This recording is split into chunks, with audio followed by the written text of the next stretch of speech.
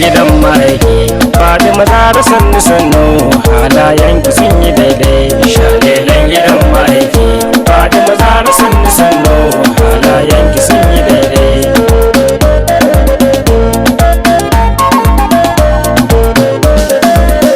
Salima sa'ima na'ima assalamu alaiki ya ganana haske ce wanda bai gushewa nuriya ya ga annabina marsiya gimbiya marfiya gidan hasken zuciya na ba domin ne badan ma'aiki shalelan gidan ma'aiki sahiyatu yar gidan ma'aiki ina kaunar ki ba da wai ba shamsiya gimbiya zakiya alawiya mai kama da baba tafiya kin kure ibada laifi kam ko guda baki ba shi yasa kika yau kamar ma'aiki shalelan gidan ma'aiki mai shayarwa ga mai kishi ne ma shara ba ake kiranta mai kara mai cikar kawaici magafura ma ana fadanta dan Allah ke yi min du'a'i komai na fada ya zama santa a bigin begen yaban ma'aiki shalelan gidan ma'aiki sakan sutura da sau da kauna in nai begen ya zama daidai shalelan gidan ma'aiki Fatima Zahra sannu sannu halayenki sun yi daidai tsira da salatika da dama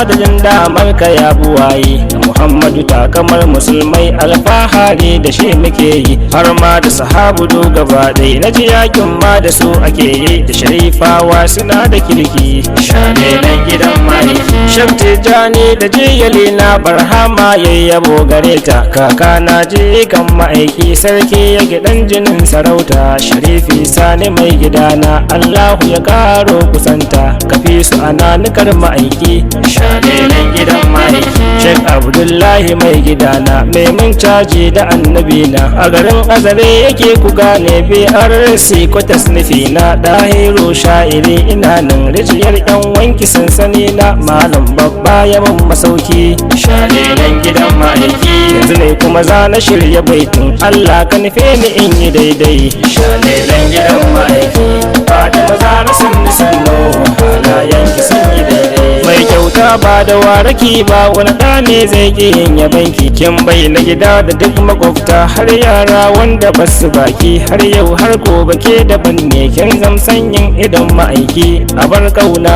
agun ma'aiki shalelan gidan ma'aiki kina a gidanki har yakan zo ziyara don kuɗe bakewa duk ƴaƴaye suna kasanki babanki ya daren makowa kyauta kara har ma kawaici daga shi kam an kurewa cikin kaunar ki ba a burki shalelan gidan ma'aiki mamanki ta wuce iyaye in har aka ware amina dukkan bishiyar da babu ganye bata kai mai shi ba yan uwana kursi ya kara bani dama na kalle ki cikin idona da rauni ya jinin saraki shalelan gidan ma'aiki fuskar ta fara tana da fadi da tsayi hancin ta yayi daidai shalelan gidan ma'aiki Fatima Zahra sannu sannu halayenki sun yi daidai kaurin hancin ta bai yawa ba kuma ya dan karkatar da kansa lamban haske suke da shainin zara'u ta daren magasa a cikin bakin ta kwai wushirya haske kamshi kama da nasa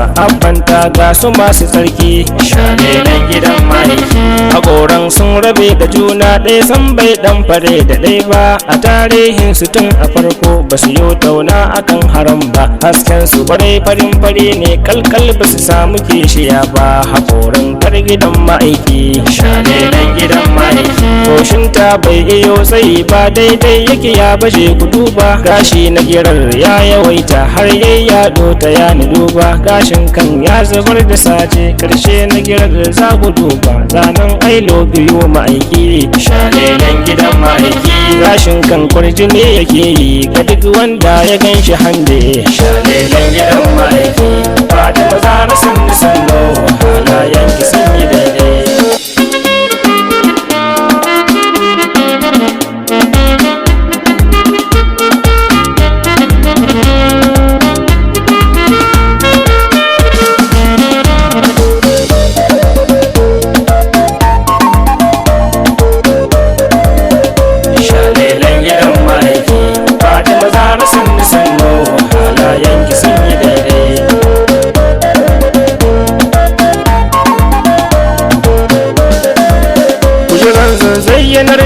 kisa bisa tarihin Zara nana. Wata rana mai bara ya zo shi gidan Zara wuyar Nabila, yana ta faɗi a taimaka min da abinci yunwa cikina, domin girman ilahu sarki shalelan gidan mahaifi. Daidai lokacin ba wadata balle ta zuba masa ya koshi, ta kira shi zuciyarsa murna ta kafe mar a cikin akwashi. Hannunta ya ɗan yi toshin da hannun almajirin gano shi, faruwar haka ɗin kamar mafarki shalelan gidan mahaifi. Zuciyarta ba ta so hakan ba domin kare haƙi na aure. Olo ya fita kan ya dawo sai ga wata sallamar a kyaure. Zara'u ta fahimci cewa sai dai Aliyu ne da rarre ya dawo a wajen ma'aiki shalelan gidan ma'aiki. Zara'u tana ta nuna murna ga Aliyu jarumin mubarde shalelan gidan ma'aiki. Fatima Zara sannu sannu halayen ki sanyi daidai. Bayan ya zauna a zaune Zara'u ta ce da shi mijina kai mun afuwa na yi laifi amma laifin ba sani na.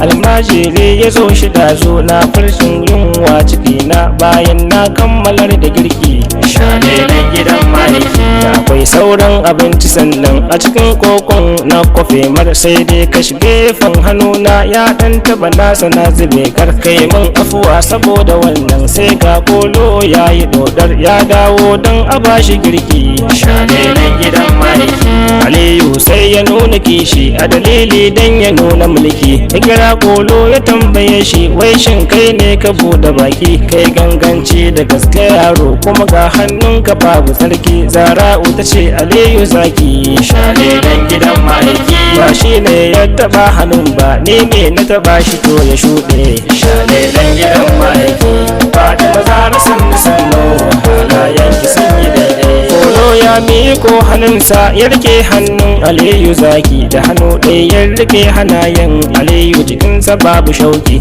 Kolon ya sake shi ya yi ficewa Aliyu sai ya shiga daki, ya ɗauko takwabi na yaƙi shalelan gidan mahaifi. Bayan kolon ya ficewa sai Aliyu yake tunani kamar ne yaya zai kasance, aljani wai za ya razana ni. Bara in je gurin ma'aiki na durkusa na mar bayani, kudan hango shigun ma'aiki shalelan gidan mahaifi. Ya tadda rasuluna jawabi ya faɗi ya shugaban ma'aika, aljanu na so su radana ni. A garin nan sai ya kau da fuska cikin Aliyu ya yi sanyi ya faɗawa wanda bai da tamka, shin ko kai ne ka zo ma'aiki shalelan gidan mahaifi. Manzon Allah ya ce Aliyu ni ne na zo muku ya shuɗe shalelan gidan mahaifi. Fatima Zara sannu sannu halayen ki sun yi daidai. Wai shin mata kuna fahimtar kissan nan ko kawai a barku? Kun san cewa kun kamala ba tamkar Fadima cikin ku, ita ba ta ji da kai da karya, kuma ku yi ladabi a naku. Da ya dawo ku ba shi girki shalelan gidan mahaifi. Wannan kolon da ya je shi fara a gidan ta Zara nana, manzon Allah shi ya je shi sai aidi dan ya zama izina. Zargi babu cin amana, mata ku yi koyi da nana, auren ku ya kara kyau da sarki shalelan gidan mahaifi. Mu bar rowa mu dinga kyauta wa amma sa'ila falatan. Anan ne zan tsaya a baitin na gaida ubangida gwanin nan Sharifi Sani Shehu Abdallah malam babba ɗayyabin nan. Ina ta bara a son ma'aiki shalelan gidan mahaifi. Na faɗi makula ne sai dai ban so ki ce haba dai shalelan gidan mahaifi.